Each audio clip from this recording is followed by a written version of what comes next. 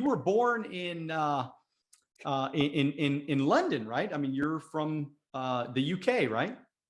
Yeah, I was actually born in Wales, Okay. which is And where what? men are men and sheep are scared. Okay. And so, what was your childhood like, man? I mean, what was that like growing up over there? Uh, Honestly, my childhood and my upbringing was very, very safe, boring. Um, I sometimes wish I could make up a story because when you hear a lot of successful people, they've all got some battle scars. Mine was just nice family, grew up. We moved to London when I was about 13, and that was harder transitioning from living sort of in the provinces to suddenly living in the big city and being bullied. And but up to then, it was all sort of very nice. And I'm a big lad, so I dealt with that. And so really, my forming years, I got to 17. I didn't want to go to university. I wanted to get out there and see the world and do what I had to do. And I only ended up working for about 2 years for other people. Then I started my own businesses, and that's the story of my youth, as it were. Well, but you sound like you had good parents, though. I mean, you were raised pretty well. I mean, good parents. Good parents. Okay.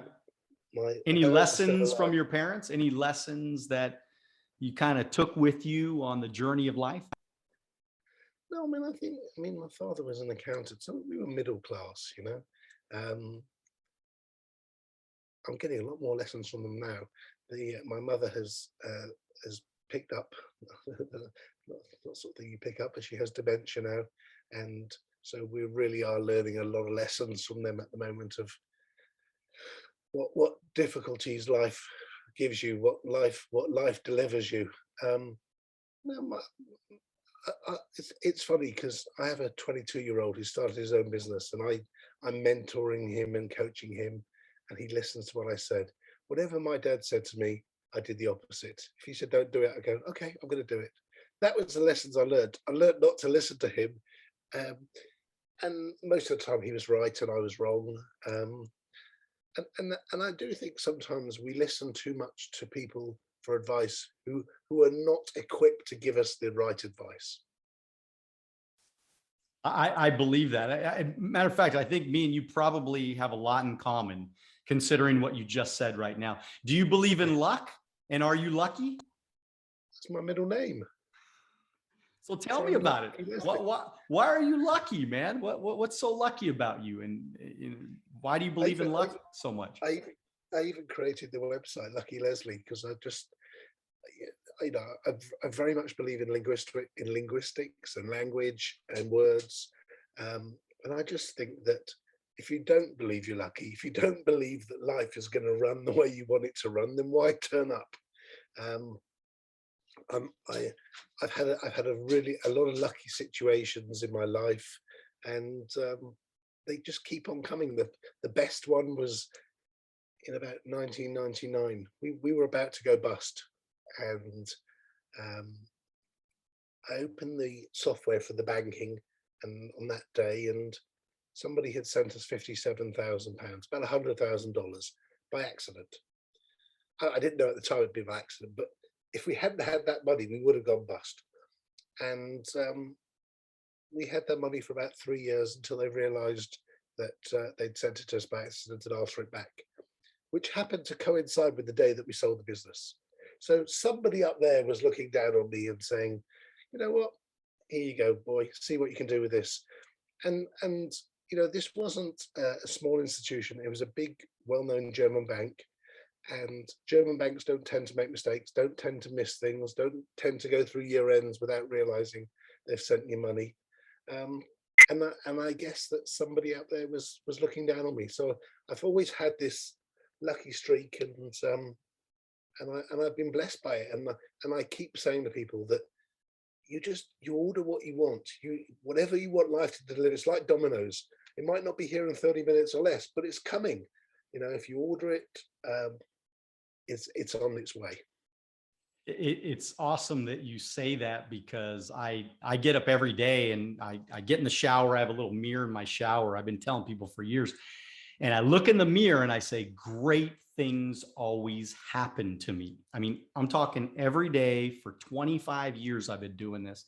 And I say, today's going to be a great day, and, blah, blah, blah, whatever. I have that same kind of feeling like I'm lucky. I am lucky. I actually like the lucky hats, and I like 4-leaf clovers. I have a shirt that says, I just wore it the other day, and it says lucky on it. And so I really prescribe to what you're talking about, because it is important that we put out in the universe the things that we want. I mean, obviously, quantum physics and the law of attraction says that the things that we think about with intensity and purpose and energy and determination, ultimately, again, like you said, maybe not in 30 minutes, which that's why I think people get screwed up, because they want it in 30 minutes, but eventually it's coming, right?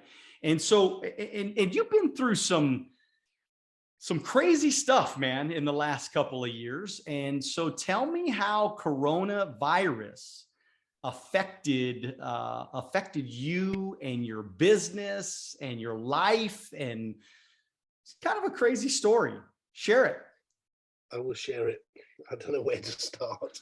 But just before I do that, I have 30 pairs of lucky pants. There was a thing when we were teenagers, right? You say, have you got your lucky pants on today? Have you got your pulling pants on today? So every time I see a pair of lucky pants in whatever supermarket, I buy a set. And so I've got boxes and boxes just in case these ones get worn out. Love it. So I don't know how much you know about what we do. We were the kings of the inflight magazine. So if you got it on the plane, there was a very good chance over the last 20 years you read something that I produced, be it American Way, Hemispheres, Spirit magazine. Oh my gosh, I can't even remember half these magazines. We had 36 magazines before we went into the pandemic, before COVID arrived. And then on March the 9th, 2020, the airlines one by one said, you know what, sorry, we're going to take these off. People are scared of touching them, the dirt. It could be transferring COVID. So we had to adapt as a business. And we're on pace to do like $150 million that year, right? I mean, is that correct? We were about to do 150 million. We were tracking, well, January and February were cracking months. Everything was going to plan. We just had our best ever year. And then we went from 150 million to zero. No, minus zero, probably minus 5 or 6 mil, because half of them won their money back. People who paid for advertising and we couldn't deliver. So I didn't have much choice but to say, what am I going to do with this business? What the hell are we going to turn this into? And we did have a fledgling TV business.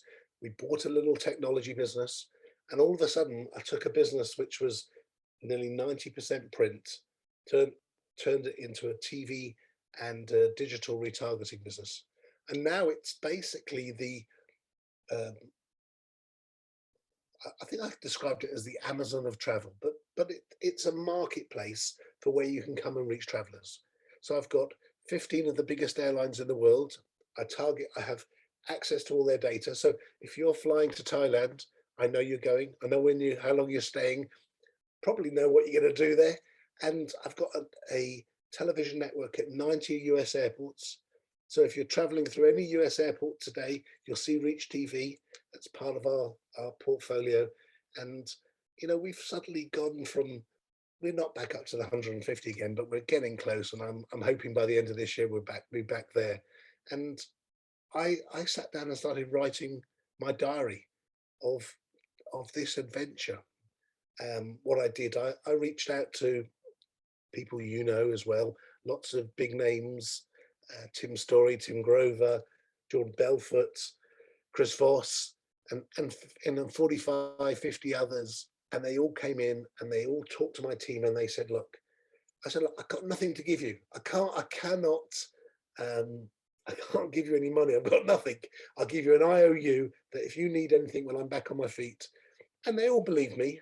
I mean, I remember Jordan saying to me, he goes, I'll back you. I reckon you'll come out of this. And I wrote this book, which is called Equanimity. I don't know if you can see that. And it's basically a diary of that 2.5 years, what I did, how I turned it around, the stories that these guys told my team. And what I realized was, actually, I was learning from it. You know, what you said about jumping out of bed, Brad Lee said, you know, it's a miracle morning. This is the morning you create. If you do not wake up in a positive state, you just killed your morning. You just wasted your day. Win the morning, win the day. So it's all the stories in there. How I turned it around. It's a playbook for anybody whose life is slightly off course. You know, it doesn't have to be a mess, just slightly off course, because I've really thought about what a life should feel like. If you look at my LinkedIn for the last 5 months now, every single month I have absolutely blown everything out the window. And look, things that I've done in a month, some people won't do in their lifetime. I took 7 flights last week, which started in London, New York, Phoenix, Paris. I went to the tennis at Roland Garros. Then in the evening went to watch the Champions League final in Paris, Liverpool versus Real Madrid, and then I came home. I mean, that's an adventure. That's the sort of life I want people to live, and that's what my book helps them do. Thank you for watching our short clips on Alonzo Academy. If you'd like to watch the next short clip, click here. If you'd like to watch the entire podcast, click here.